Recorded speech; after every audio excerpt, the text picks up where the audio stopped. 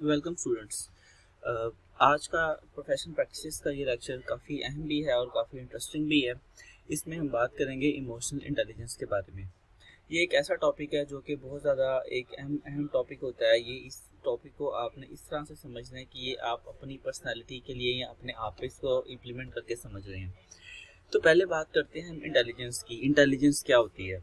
किसी भी चीज़ को करने का जो तरीका होता है वो उससे पता चलता है कि आपकी इंटेलिजेंस है, या किसी भी प्रॉब्लम की जो सॉल्यूशन है उससे पता चलता है कि आप में इंटेलिजेंस है। मिसाल के तौर पे आपके पास कोई प्रॉब्लम आती है, आपका आप अगर बाइक चलाते हैं, आप गाड़ी चलाते हैं, तो आपकी फॉर एग्जांपल बाइक ख़राब हो जाती है। अब जब आपकी बाइक ख़राब होती है तो आपको ये पता नहीं चलता कि इसमें क्या फॉल्ट है, तो आप उसको मैकेनिक के पास लेके जाते हैं। अब मैकेनिक उसको चेक करके या देख के फ़ौरन बता देता है कि इसमें यह प्रॉब्लम है। तो इसका मतलब कि उस चीज़ की जो प्रॉब्लम का सॉल्यूशन है या उसको किस तरह से ठीक करना है, ये उस मैकेनिक को आता है। यानी कि मैकेनिक उस काम में इंटेलिजेंट है और आपको वो चीज़ नहीं आती, तो आप इंटेलिजेंट नहीं है। दूसरी चीज़ कि अगर आप फॉर एग्जांपल डेवलपर हैं, आप वेब डेवलपर हैं, आप पीएचपी में काम करते हैं, तो एक प्रॉब्लम आती है पीएचपी में सॉल्व करने के लिए, आपको पता है कि वो प्रॉब्लम किस तरह से सॉल्व करनी है, तो ये एक इंटेलिजेंस है। तो मतलब जो चीज़ हमें आती है, जो किसी भी चीज़ को करने का जो तरीका होता है, वो इंटेलिजेंस होती है। अब इंटेलिजेंस कहाँ से आती है? वही एग्जांपल मैं दोबारा दूंगा कि आपका मैकेनिक आपकी बाइक देख के फौरन बता देता है कि इसको ये मसला है। वो उस चीज़ का इंटेलिजेंट पर्सन है। क्यों? और उसको इंटेलिजेंट कहाँ से मिली?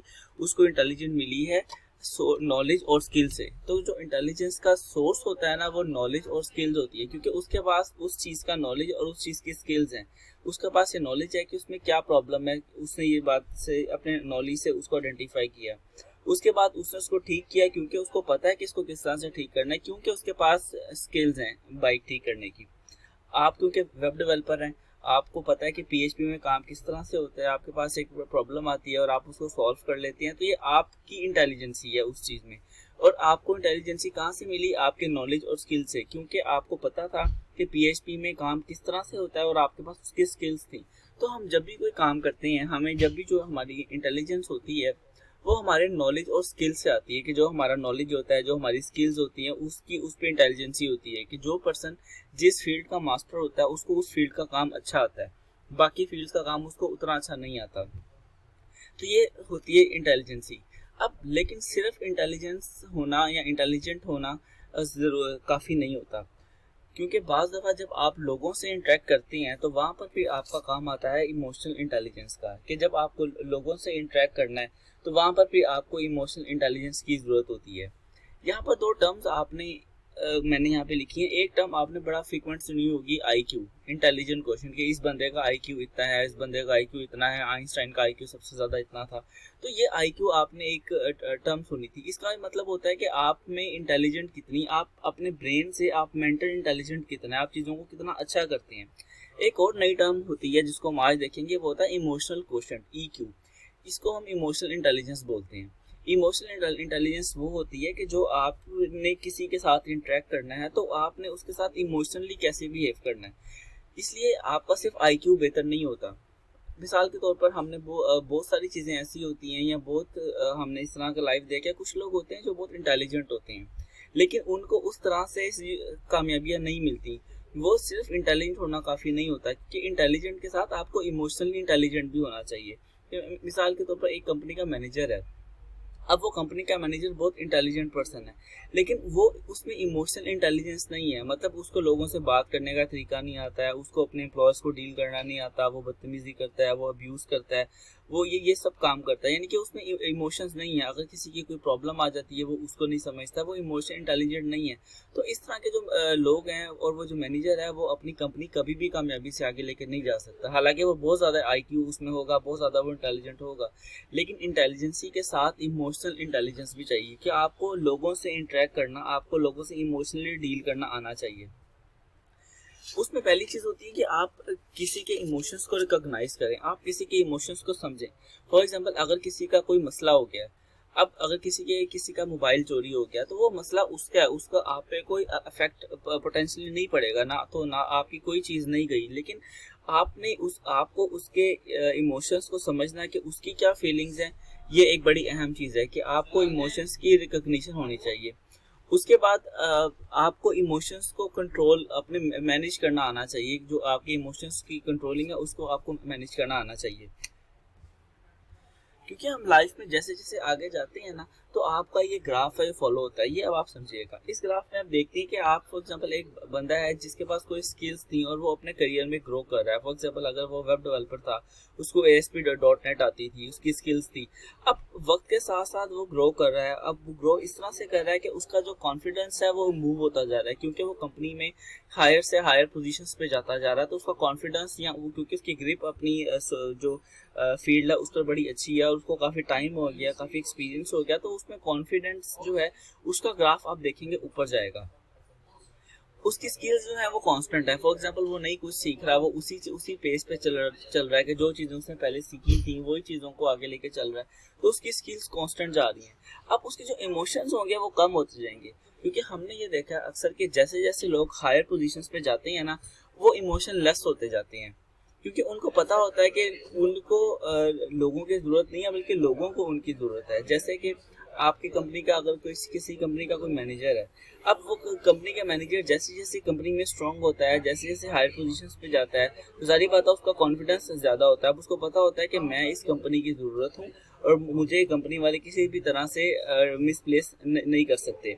लेकिन अब उसके इमोशंस उस तरह से कम हो जाते हैं, मतलब वो उसको पता है कि मैं ही हूँ, जो भी हूँ, मैंने ही सब कुछ देखना है। तो वो लोगों को रूड तरीके से बिहेव करेगा, बदतमीजी करेगा, डांटेगा एम्प्लॉयज़ को जो उसके अंडर लोग हैं। तो उसमें इमोशंस जो है ये कम होते जाएंगे, नॉर्मली ये देखने में आता है।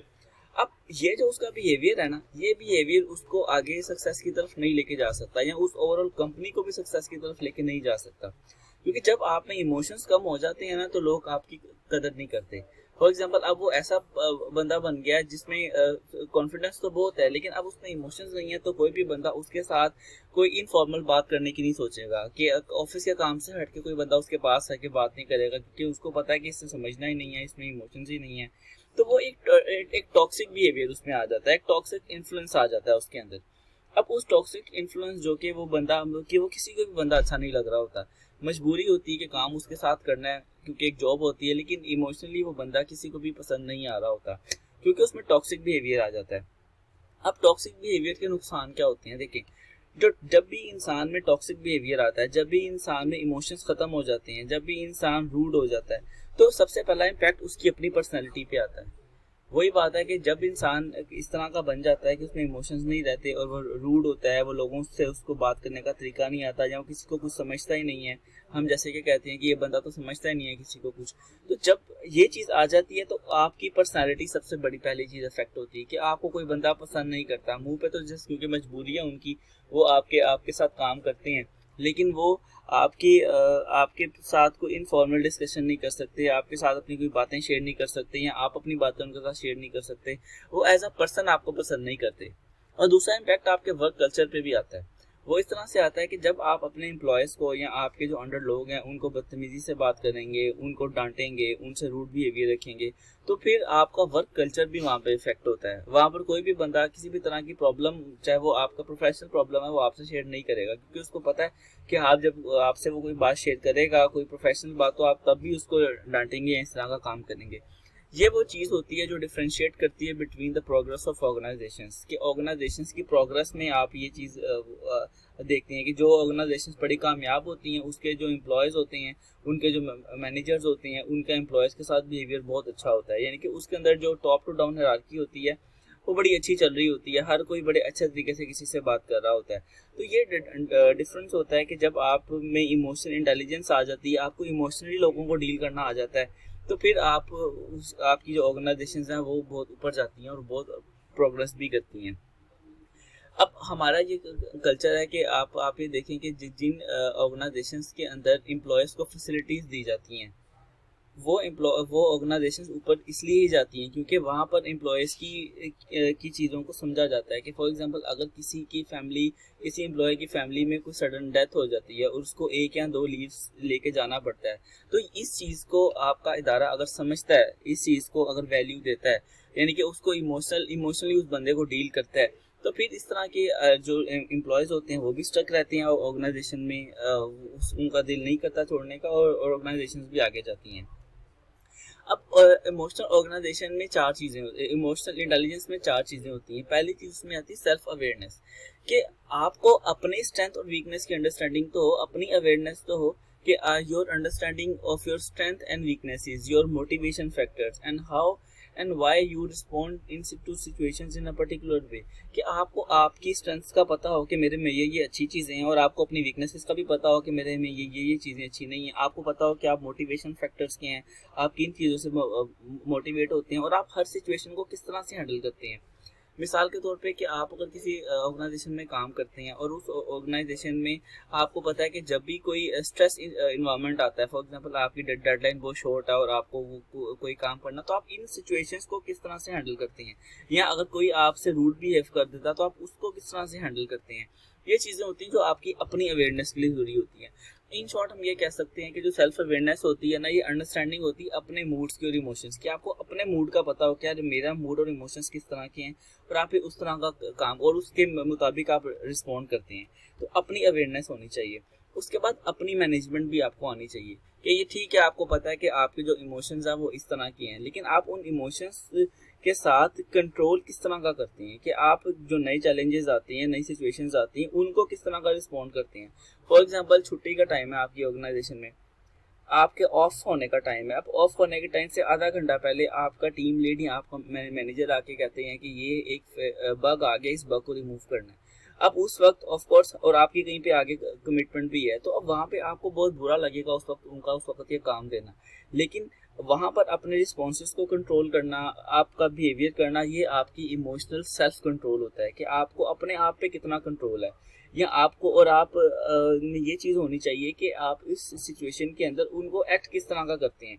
क्योंकि कुछ लोग होते हैं जो एकदम रूड हो जाते हैं, गुस्से हो जाते हैं कि सर ये तो छुट्टी का टाइम है, इस टाइम आप काम दे रहे हैं, या इस टाइम आप ये हमें ये आ गई है तो मैं कल करूँगा। या कुछ लोग होते हैं जो उस वक्त बहुत ज़्यादा जो है वो रूड बिहेव करना शुरू कर देते हैं।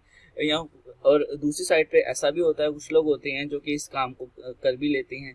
हाँ, अगर आप टाइम दे सकते हैं उस चीज़ को, तो फिर आपको उस चीज़ को टाइम देना चाहिए। मेन चीज़ इसमें होती है थिंक बिफोर एक्ट, कि आपने जो काम करना है उसको करने से पहले एक दफ़ा सोच लें कि इस काम के आफ्टर इफेक्ट्स इम्पैक्ट क्या हो सकते हैं।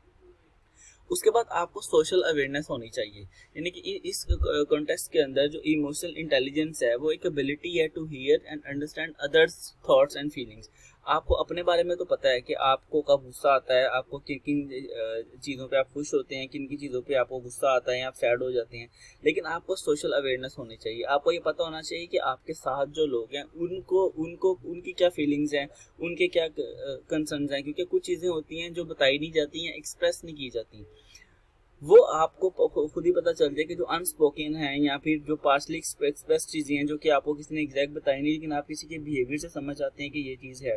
जैसे कि फॉर एग्जांपल आपको पता है कि आप अपने घर जाते हैं, आप अपने भाई से बात करते हैं, आपको पता है कि वो नॉर्मली किस तरह से बात करता है, लेकिन आप किसी दिन घर जाते हैं और आप उससे बात करते हैं और वो आपको ठीक तरह से बात नहीं करता, वो आपको किसी भी बात का बस टू द पॉइंट आंसर करता है, ये उसकी नेचर नहीं है जो कि पहले थी। तो आपको ये अंदाज़ा हो जाएगा कि यार कोई मसला है, या इसको कोई परेशानी है, या ये मेरे से नाराज़ है।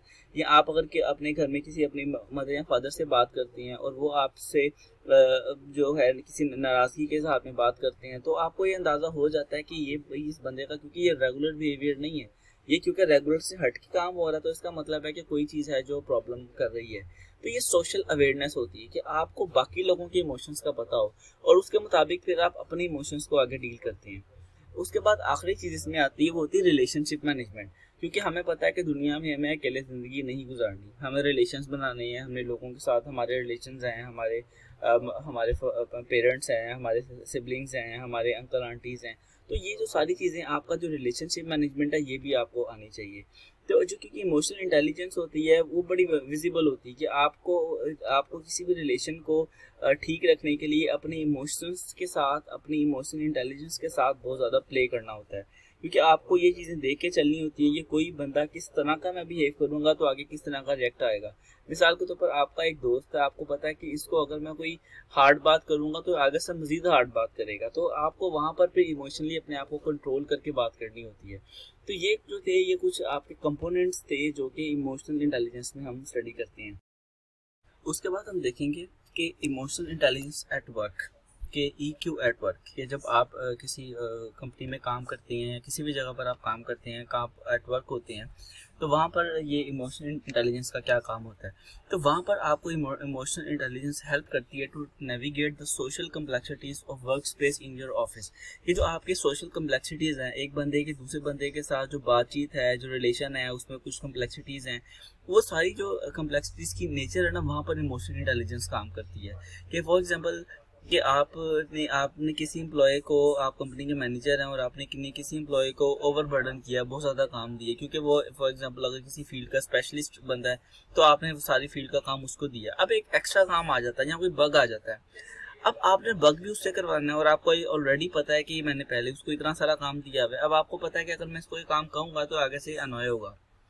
अब वहाँ पर इमोशनल इंटेलिजेंस में ये, क्योंकि आपने ये काम करवाना भी है, तो वहाँ पर फिर आपकी इमोशनल इंटेलिजेंस काम आती है कि आप अपने उस बंदे के जो का इससे जो आपका रिलेशन है, उसमें आप किसी तरह से इस तरह की बात करें कि आप उससे वो काम करवाएं। फॉर एग्जांपल आप उससे बात करते हैं कि यार ये काम आया, ये काम तो सिर्फ आप ही कर सकते हो, तो इसलिए तो आप कंपनी के इतने अच्छे एम्प्लॉय हो, तो ये अब मैं किसी से करवा भी नहीं सकता, तो ये आप काइंडली करते हैं। यानी कि आपको उसको पता है कि आपको उसको काम किस तरह से करवाना है। यही चीज़ होती है जो कि मैनेजरियल लेवल पे होना चाहिए, कि आपको पता हो कि आपने अपने सबऑर्डिनेट से काम किस तरह से करवाना है, क्योंकि कंपनीज में हर काम गुस्से से या हर काम ऑर्डर से नहीं होते, तो आपको अपनी इमोशनल इंटेलिजेंस यूज़ करके बहुत सारे काम करवाने पड़ते हैं। तो इनफैक्ट बहुत सारी जो कंपनीज हैं, आप वो आपके इमोशनल इंटेलिजेंस का टेस्ट लेती हैं। आपकी जो टेक्निकल एबिलिटी है वो तो आपका टेक्निकल साइड चेक होती है, लेकिन आपकी इंटरव्यूज़ के अंदर आपकी हायरिंग से पहले वो आपकी इमोशनल इंटेलिजेंस को चेक करती हैं, जिसको हम बेसिकली HR इंटरव्यू का नाम भी देते हैं। वो HR इंटरव्यू बेसिकली आपकी इमोशनल इंटेलिजेंस चेक करने के लिए ही होता है। उसके बाद है कि EQ इन फिजिकल हेल्थ, कि आपकी फिजिकल हेल्थ में इमोशनल इंटेलिजेंस कितनी अहम है। हमें पता है कि अगर हम अपना स्ट्रेस लेवल मैनेज ना कर सकें तो हमें बहुत सी सीरियस हेल्थ प्रॉब्लम्स हो सकती हैं। फॉर एग्जांपल अगर अनकंट्रोल्ड स्ट्रेस, अगर किसी बंदे को बहुत ज़्यादा स्ट्रेस है तो उससे उसका जो ब्लड प्रेशर है वो अफेक्ट कर सकता है। सप्रेस द इम्यून सिस्टम, उसका इम्यून सिस्टम सप्रेस कर जाता है। हार्ट अटैक के रिस्क जो है वो ज़्यादा हो जाता है, स्ट्रोक का रिस्क ज़्यादा हो जाता है। तो इस तरह के, और speeding up the ageing process, आपका जो एजिंग प्रोसेस है वो तेज़ हो जाता है, आप जल्दी बूढ़ा होना शुरू हो जाते हैं। तो वो लोग जो कि स्ट्रेस लेते हैं उनको हेल्थ प्रॉब्लम्स बहुत सारी आती हैं और उनको कहा जाता है कि वो जल्दी बूढ़ा होना शुरू हो गए हैं। तो ये आपके इसलिए आपको जो अपनी स्ट्रेस है वो कंट्रोल करनी है आपकी फिजिकल हेल्थ के लिए, और वो इसी तरह से कंट्रोल होती है कि आप इसको इमोशनल इंटेलिजेंस से अपनी सीखते हैं कि आपने स्ट्रेस किस तरह से रिलीव करनी है। ऐसा नहीं है कि स्ट्रेसफुल इन्वायरमेंट या स्ट्रेसफुल चीज़ें नहीं होती, बिल्कुल होती हैं। आप स्ट्रेसफुल इन्वायरमेंट भी होता है और स्ट्रेस वाले मामला भी आते रहते हैं, लेकिन अहम बात ये होती है कि आपने इसको किस तरह से डील करना है। ये अभी मैं आपको नेक्स्ट चीज़ में बताऊंगा कि आपने अपने आप में इमोशनल इंटेलिजेंस को रेस कैसे करना है। क्या आपको लगता है कि आप इमोशनली इंटेलिजेंट नहीं है, आपको नहीं पता चलता है कि किस मौके पे क्या बात करनी थी और आपने क्या बात कर दी है, या किस जगह पर क्या रिएक्ट करना था आपने किस तरह का रिएक्ट कर दिया है, क्योंकि आपको ये इमोशनली चलना होता है। अगर एक बंदा गुस्से वाला है तो ये ज़रूरी नहीं है कि वो हर जगह अपना गुस्सा दिखाएगा तो कामयाब होगा, क्योंकि कुछ जगह ऐसी होती हैं जहाँ पर उसको अपना काम निकलवाने के लिए इमोशंस के साथ डील करना पड़ता है, इमोशंस के साथ काम करना पड़ता है। तो अपने आप में इमोशनल इंटेलिजेंस किस तरह से रेस करते हैं। तो पहला पॉइंट है कि all information to the brain comes through our senses and when this information is overwhelming, stressful और इमोशनल, कि हमें पता है कि हमारे जो सारी इन्फॉर्मेशन है वो हमारी सेंसेस से हमें आती है, हमारे ब्रेन को हर चीज़ सेंसेस से आती है। कि फॉर एग्जांपल हमने अगर किसी चीज़ को, गर्म चीज़ को हाथ लगाया तो उस सेंसेस से हमारे ब्रेन में चला जाएगा कि हमने गर्म चीज़ को हाथ लगाया, या हमारे सामने किसी ने हमें अब्यूज़ कर दिया तो हमारे कानों ने अब्यूज़ सुनी है, उस सेंसेस से हमारे ब्रेन को फ़ौरन मैसेज आएगा, जो स्ट्रेसफुल एक इन्वायरमेंट जाएगा, इमोशनल फीलिंग जाएगी। तो हमें ये पता है कि जो सारी हमारी सेंसेस होती हैं उससे हमारे दिमाग को मैसेज जा रहे होते हैं। अब अपनी इमोशनल इंटेलिजेंस को अप्रूव करने के लिए और अपनी डिसीजन मेकिंग को इम्प्रूव करने के लिए you need to understand and manage your emotions. आपको पहली तो बात है कि अपने इमोशंस को समझना है कि आपको वाकई ये अगर किसी ने अब्यूज़ किया है, वो आपको या आपके वालिद साहब ने आपको डांटा है, आप क्योंकि वो बड़े हैं, आप उनको कुछ कह भी नहीं सकते, लेकिन आपको गुस्सा आया क्योंकि उन्होंने आपको किसी बिला वजह किसी बात पे डांटा। तो पहले तो आप ये समझें कि आपको डांट पड़ी है, तो वो जो सामने जिस बंदे ने आपको डांटा है वो कौन है। पहले तो आपको इसकी अंडरस्टैंडिंग होनी चाहिए, उसके रिलेशनशिप आपके उसके साथ क्या उसकी अंडरस्टैंडिंग होनी चाहिए। उसके बाद आपने अपने इमोशंस को मैनेज करना है। अब जारी बात है, आपको अगर कोई बाहर या आपको कोई बंदा डांटता है बिला वजह, तो आप उसको तो रिस्पॉन्स कर सकते हैं, लेकिन आप अपने फादर को तो रिस्पॉन्स नहीं कर सकते उस तरह से। तो ये आपको अपने इमोशंस को मैनेज करना है कि किस जगह पर आपने क्या इमोशंस देने हैं। उसके बाद emotional intelligence is build by reducing stress, remaining focused and staying connected to yourself and others. Main बात ही सारी स्ट्रेस की है कि जब आप में स्ट्रेस खत्म होगा, इमोशनल इंटेलिजेंस आता ही तब है जब आप में स्ट्रेस कम होता है। क्योंकि अगर आप स्ट्रेसफुल इन्वायरमेंट में रहते हैं तो आपके इमोशंस को भी पता नहीं चलता कि क्या बात करनी है। अब एक बंदे को गुस्सा आया हुआ है, अब उस बंदे को गुस्से में ही पता नहीं चलेगा कि वो किसको क्या क्या कह रहा है या क्या क्या बात कर रहा है या क्या क्या अब्यूज कर रहा है। क्योंकि जब भी हमें गुस्सा आता है, हमें स्ट्रेस होता है, तो हमारे इमोशंस खत्म हो जाते हैं, हमारे इमोशंस काम करना बंद कर देते हैं। यही वो वक्त होता है कि जब हमें इमोशनल इंटेलिजेंस की जरूरत होती है कि आपको पहले तो अपना स्ट्रेस रिड्यूस करना है, आपको फोकस करना है चीज़ों पे, कि आपको अपना फोकस लूज नहीं करना है कि जो बात हो रही है आपको वही बात करनी है। बाज़ दफ़ा बात कोई होती है लड़ाई में, लेकिन वो बंदा उस अपने ओपोनेंट की मुखालिफ की कोई दूसरी बातें ले आता है जो कि वहाँ पर डिस्कस भी नहीं हो रही होती। तो ये चीज़ आपको देखने का आपने फोकस रहना है और अपने आप के साथ कनेक्ट रहना, अपना आप आपने लूज नहीं करना। इसके बाद in order to permanently change behaviour in ways that stand up under pressure, you need to learn how to overcome stress in the moment and stress in your relationship by remaining emotionally aware. कि emotions को आपके हाथ में होना चाहिए। अहम बात है कि जब तक आपके हाथ में इमोशंस हैं, आपका इमोशन एंड आपके हाथ में है, आपको पता है कि क्या ठीक है क्या गलत है, जितनी मर्जी स्ट्रेस है या जितना मर्जी प्रेशराइज इन्वायरमेंट है, जब भी आपके इमोशंस आपके हाथ में होते हैं तो वहाँ पर कोई खराबी फील नहीं होती। इसका मतलब है कि you can't simply read about emotional intelligence in order to master it, कि आप सिर्फ किताबों से पढ़ें इमोशनल इंटेलिजेंस क्या होती है और उसको सीख जाएं, ऐसा नहीं है। या आपको वीडियो लेक्चर सुने और आप में इमोशनल इंटेलिजेंस आ जाए, ऐसा भी नहीं है। आपको वो चीज़ अपने आप पे, अपनी चीज़ों पे अप्लाई करके, अपने एक्सपीरियंस में, अपनी डेली लाइफ प्रैक्टिस में वो चीज़ें अप्लाई करके देखनी होती हैं कि ये चीज़ें मेरे पे क्या हो रही हैं।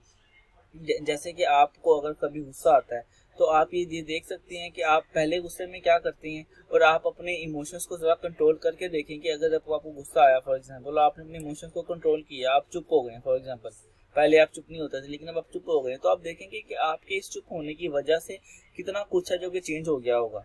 क्योंकि जब दो जगह पर लड़ाई हो रही होती है और कोई स्ट्रेसफुल इन्वायरमेंट होता है तो वहाँ पर जब दोनों साइड से इनपुट आ रही होती है तो बहुत बड़ी चीज़ बन जाती है।